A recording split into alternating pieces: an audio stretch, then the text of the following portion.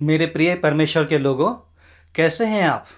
मुझे उम्मीद है कि आप भले चंगे और स्वस्थ होंगे। आपके परिवार के लोग भी कुशल से होंगे। ये मेरी परमेश्वर से प्रार्थना है कि आप लोग भले चंगे और स्वस्थ रहें और परमेश्वर के आशीषों से परिपूर्ण रहें। परमेश्वर का अनुग्रह और उसकी शांति आपको और आपके परिवार के लोगों को बहुत आयत से मिले। आज मैं आप लोगों को परमेश्वर के वचन में से बांटना चाहता हूँ और वो वचन हम लोगों को मिलता है यूहन्ना रचित सुसमाचार के 6 अध्याय और उसके 5वें वचन से लेकर के 14वें वचन तक, जिसमें हम लोग एक ऐसी घटना को पाते हैं जिसमें यीशु मसीह ने 5000 लोगों को 5 रोटी और 2 मछली के द्वारा खिलाकर तृप्त किया था। इसे हम लोग सब बहुत अच्छी तरह से जानते हैं, लेकिन मैं चाहता हूं कि आज हम लोग उसके ऊपर गहराई से मनन करें, उस पर विचार करें और देखें कि परमेश्वर इस वचन के द्वारा हम लोगों से क्या बोलना चाहता है। मैं आप लोगों के लिए उस वचन को पढ़ देना चाहता हूँ।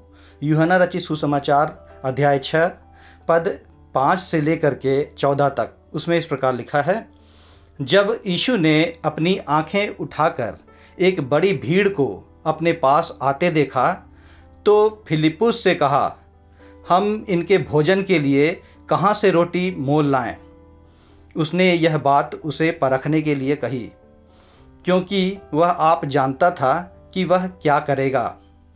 फिलिप्पुस ने उसको उत्तर दिया, 200 दिनार की रोटी भी उनके लिए पूरी ना होगी कि उनमें से हर एक को थोड़ी थोड़ी मिल जाए।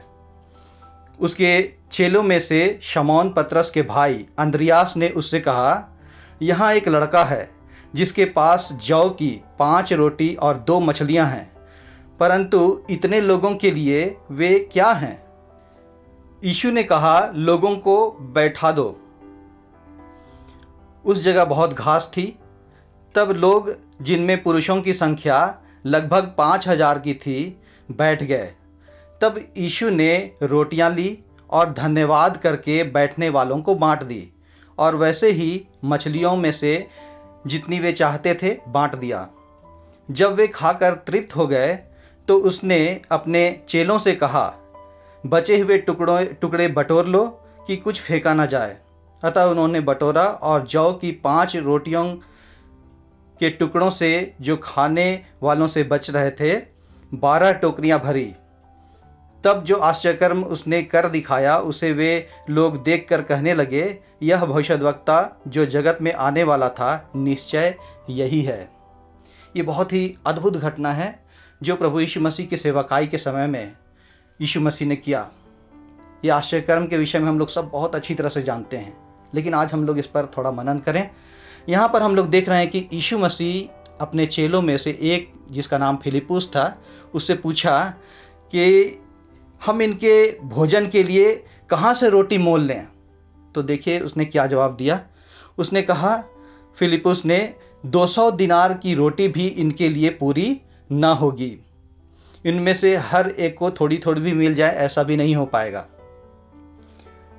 उसके बाद एक दूसरे चेले से यीशु मसीह ने पूछा, जिसका नाम अंद्रियास था, जो शमौन पतरस का भाई था। शमौन पतरस का भाई वहाँ पर आया और उसने एक लड़के को खोजा जिसके पास जौ की 5 रोटी और 2 मछलियाँ थी। उसने यीशु मसीह के पास में ला करके कहा, यहाँ एक लड़का है जिसके पास जौ की 5 रोटी और 2 मछलियाँ हैं, परंतु इतने लोगों के लिए वे क्या हैं? इन 2 लोगों के दृष्टिकोण को देखते हुए हम लोग ये विचार करें कि इन 2 लोगों के समूहों में से हम लोग किस समूह में आते हैं। पहले तरह के लोग फिलिप्पुस के तरह के लोग, दूसरे तरह के लोग अंद्रियास के तरह के लोग। दोनों के दृष्टिकोण अलग हैं। फिलिप्पुस ने कहा असंभव है, नहीं हो सकता है, लेकिन अंद्रियास ने कहा थोड़ा ही है, लेकिन विश्वास है कि आप बहुत कुछ कर सकते हैं। प्रभु यीशु मसीह ने आश्चर्यकर्म किया और उसने, हम लोगों ने देखा यहाँ पर कि यीशु मसीह ने उन रोटियों और उन मछलियों को उठाया और आसमान की ओर देखा, प्रार्थना किया, और उसके बाद जितने भी लोग वहाँ पर इकट्ठे थे, जिनमें से 5000 केवल पुरुष थे और बच्चे थे, स्त्रियाँ भी थे, उन लोगों को उन्होंने बैठने की बात कही, बैठाया उनको, अपने चेलों को कहा कि इनको रोटियां बांटना शुरू कर दो। रोटी बांटने के बाद उनको रोटी बांटने के बाद उन्होंने मछलियों को भी बांटा, और बांटने के बाद में जब सब तृप्त हो गए तो 12 टोकरी बच गए। लेकिन एक बात पर गौर करें, यीशु मसीह ने कहा जब सब खा करके तृप्त हो गए, उसने कहा कि जितने भी बच गए हैं उनको बटोर लो, कि कोई भी व्यर्थ ना जाने पाए, कोई भी नष्ट ना होने पाए। यहाँ पर गौर कीजिए कि यीशु मसीह ने क्यों ऐसा कहा।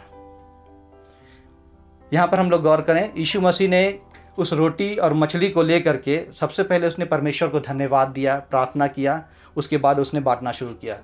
हम लोग भी जब छोटे थे तो हम लोगों को बचपन में सिखाया जाता था कि खाने से पहले की प्रार्थना की जाए, उसके खाने के बाद प्रार्थना किया जाए, परमेश्वर को धन्यवाद दिया जाए कि परमेश्वर ने हम लोगों को अच्छा भोजन उपलब्ध कराया है। तो यीशु मसीह ने क्यों ऐसा कहा कि जितने भी टुकड़े बचे हैं उसको बटोर लो? इसलिए क्योंकि वे फेंके ना जाएं, नष्ट ना हो। अभी हम लोग कोरोना महामारी के समय में जी रहे हैं और सभी तरफ लॉकडाउन है, लोग अपने घरों में बंद हैं, बीमारी से बच रहे हैं। बहुत सारे लोग अस्पतालों में एडमिट हैं, भर्ती हैं और गंभीर अवस्था में हैं। बहुत सारे लोग इलाज कराने के बाद में ठीक हो भी गए हैं। और इनमें से बहुत सारे लोग जो लॉकडाउन के कारण अपने घरों में हैं, बहुत सारे दैनिक मजदूर हैं, किसी के घर में काम करते हैं, सेल्समैन में हैं, सब्जी विक्रेता लोग हैं। ये सारे लोग जो हैं अभी लॉकडाउन के कारण कहीं पर काम नहीं कर पा रहे हैं, उनको कहीं पर से रोज़गार नहीं मिल रहा है, पैसे नहीं आ रहा है, उनके जो हर दिन का जो रोज़ाना कमाई है वो भी बंद हो चुका है, उनके खाने के लाले पड़े हुए हैं। जब मैं इस वचन को पढ़ रहा था तो परमेश्वर ने बहुत सुंदर बात बताई कि इतने सारे लोग जो अभी संसार में हैं, हमारे देश में हैं, हमारे राज्य में हैं, हमारे शहर में हैं, भूखों हैं, उनको खाने के लिए भोजन नहीं मिल रहा है। और जब हम लोग खाते हैं तो कभी कभी ऐसा होता है कि हम लोग जितना हम लोग खाने सकते हैं उससे ज़्यादा अतिरिक्त ले लेते हैं और हम लोगों के जो भोजन है उसमें से फेंका जाता है, नष्ट हो जाता है। तो प्रभु ने कहा कि इस वचन को लोगों के साथ बांटा जाए, और मैं खुद भी अपने जीवन में से लागू करूं कि जब हम लोग अपने घर में भोजन को लाते हैं तो ये परमेश्वर का दी हुई आशीष है, इसे हम लोग खा करके तृप्त होते हैं। लेकिन उसमें से हम लोगों की कोशिश ये रहनी चाहिए कि हम लोग उस बचे हुए भोजन को नष्ट ना करें, फेंके नहीं, क्योंकि बहुत सारे लोग आज दुनिया में भूखे हैं। परमेश्वर चाहता है कि उन लोगों को भी भोजन मिले। भले ही हम लोगों के पास में परमेश्वर ने सब कुछ उपलब्ध किया है, लेकिन हम लोग कभी कभी गैर जिम्मेदार हो जाते हैं और अपने इन सारी वस्तुओं को जो परमेश्वर ने आशीष के रूप में दिया है उसे नष्ट कर देते हैं। इसलिए हम लोग हमेशा ध्यान रखें कि परमेश्वर ने जो दिया है उसे हम लोग कभी भी नष्ट ना करें। और दूसरी बात यह कि जिस भोजन पर हम लोगों ने आशीष मांगी है उसे हम लोग ना फेंकें, ताकि परमेश्वर उन लोगों को भी खिला सके जो लोग आज भूखे हैं, जिनके पास कुछ भी नहीं है, वे लोग आशीष प्राप्त करके परमेश्वर की महिमा कर सकें। परमेश्वर इस वचन के द्वारा आपको बहुत आयत से आशीष दे। आमीन।